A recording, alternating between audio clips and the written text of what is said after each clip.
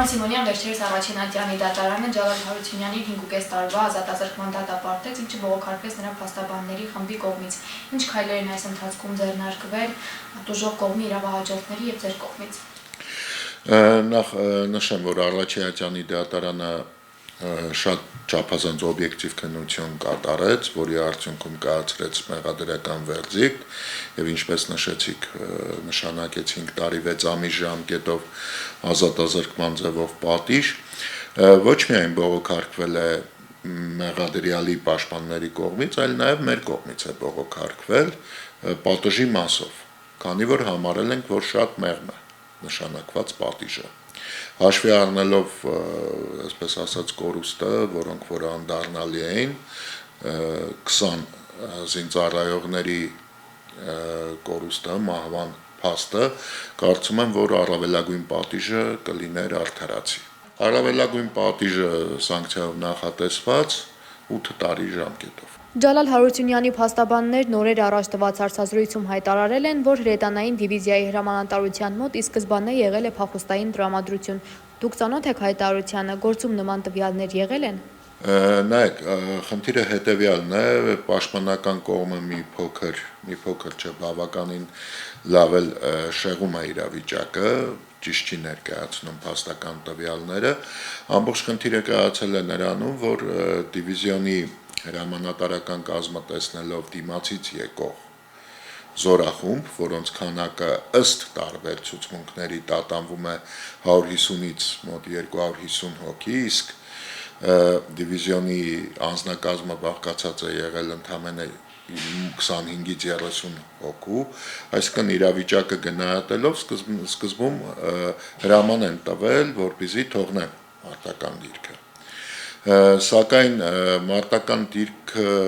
այդ հրամանը տալուց հետո, որոշ ժամանակ հետո հենց Ջալալ Հարությունյանի կողմից տեղեկություն է հայտնվել հրամանատարական կազմին, որ մերոնք են, որն էլ հիմք է տվել մնալու մարտական հենակետում։ Եվ եթե այդ չլիներ այդ սխալ հրամանը, որ մերոնք են, ապա տղաները դուրս կգային այդ մարտական հենակետից եւ հետևանքը չէր առաջանա։ Փաստաբանները նաև նշում են, թե Գենադի Բաղդասարյանը կարող է սխալ փոխանցած լինել Ջալալ Հարությունյանի խոսքերը։ Դուք բացառում եք նման վարկածը։ Խոսքը գնում է նրա մասին, որ ոչ միայն Գենադի Բաղդասարյանն է ցուցմունք տվել դատարանում, այլ շատ անձինք են հարցաքնվել եւ ցուցմունք են տվել այն մասին, որ Ջալալ Հարությունյանը հենց հստակել ասել է մերոնք են։ Նույնիսկ հետախուզության պետը, եթե չեմ սխալվում, ազգանունը Ղորղանյան, նշեց, որ իր համար շատ զարմանալի էր,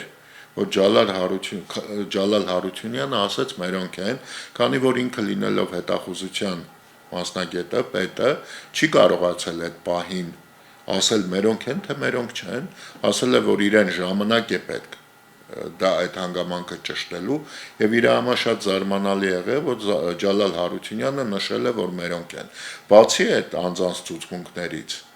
այնտեղ էլի անձինք կային, էլի վկաներ կան, որոնք ուղղակի ցուցմունք են տալիս, որ Ջալալ Հարությունյանը ասել է մերոնք են։ Բացի այդ կա նաեւ Մատյանի գրառումը, որտեղ նույնպես այդպես է գրառվել։ Այսինքն ոչ միայն Գենադի Բաղդասարյանի ասածն է սխալ ընկալվել կամ ինքն է սխալ փոխանցել, այլ դեպ նշված բայրում գտնվող մյուս ծառայողներն են նման ցուցմունքներ տվել դատարանում։ Ջալալ Հարությունյանի պաշտպանները պնդում են, թե դատարանը դատավարության ընթացքում մի քանի խախտումներ է թույլ տվել, այդ թվում անտեսել է ռազմագիտական փորձաքննության արդյունքները։ Ըստ նրանց դատարանը կողմնակալ վերաբերմունք ունի գործի նկատմամբ։ Ինչպես կարձագանքեք այդ պնդումներին։ Գիտեք, իմ գործընկերները պրոֆեսիոնալ են եւ եթե ամբողջ դատավարության ընթացքում, դատաքննության ընթացքում տեսնեին, որ դատարանը ոչ օբյեկտիվ է քննություն իրականացնում, կողմնակալ է իօքուտ, այսպես ասած, դուժող կողմի կամ մեղադրանքի, ապա անմիջապես ինքնաբացարկի միջնորդություն կներկայացնեին։ Ես պնդում եմ, որ նրանք պրոֆեսիոնալ փաստաբաններ են, իրավաբաններ են եւ շատ լավ հասկանում են, թե դատավորը օբյեկտիվ է, թե ոչ։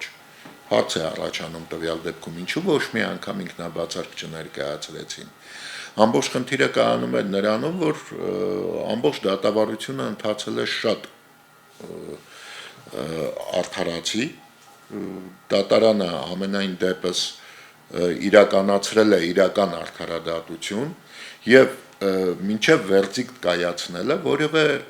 պաշտպանական կողմից որևէ առարկություն նույնիսկ չի եղել դատարանի գործողությունների դեմ։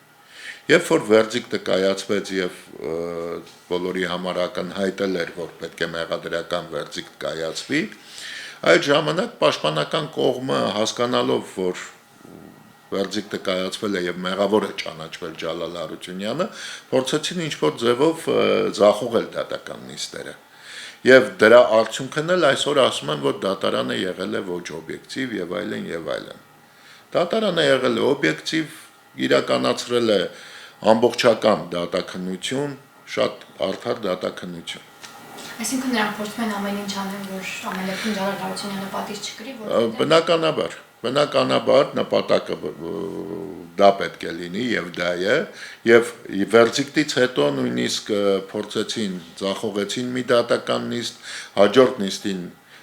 միջնորդություններ բերեցին, ներկայացրեցին բանի հետ կապված դատաբժշկական փորձաքննություն նշանակելու առումով, որը որ պետք է ավելի մինչև վերդիկտը կայացնելը միջնորդային եւ տարբեր միջոցներով փորձեցին ձգձգել, որպեսզի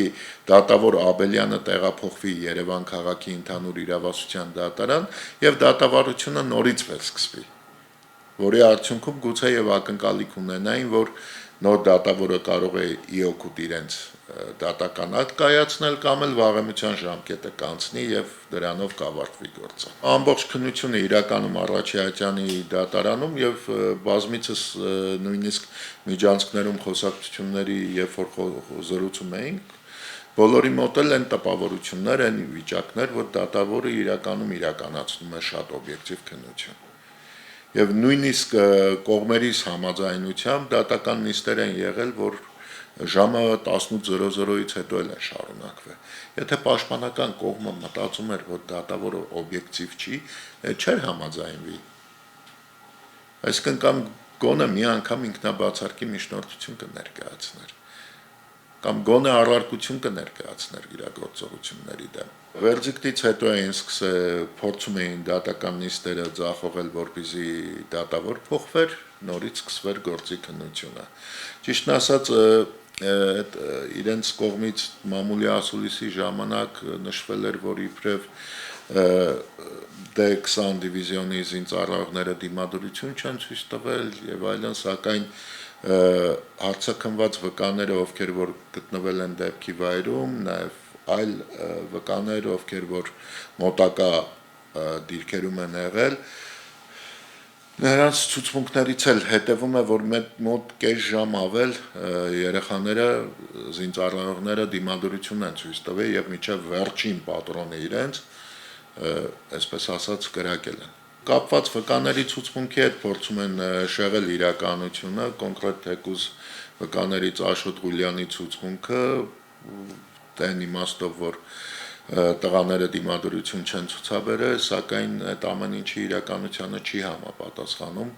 Միայն այն փաստը, որ երեխաների մոտ այլևս նրանց պատրոնները բրծած է եղել, մի քանիսն էլ վիրավոր վիճակում են կարողացել դուրս գալ, դա փաստ էր։ Ուղղակի նրանք փորձում են, այսպես ասած, այդ մեղքը գցել Նորայր Հայրապետյանի վրա, որը իրականում այս պայդրությամբ չկա, նրա ոչ դիակն է հայտնաբերվել, ոչ էլ գերիների մեջ է, այսպես ասած, այսինքն տեղեկություն չկա, եւ փորձում են այդ ամբողջ մեղքը բարթել նրա վրա, այն դեպքում, երբ որ նշված հրամանատարը փորձել է ամեն ինչ անել, թե դիվիզիոնին փրկելու եւ թե պաշտպանություն իրականացնելու համար։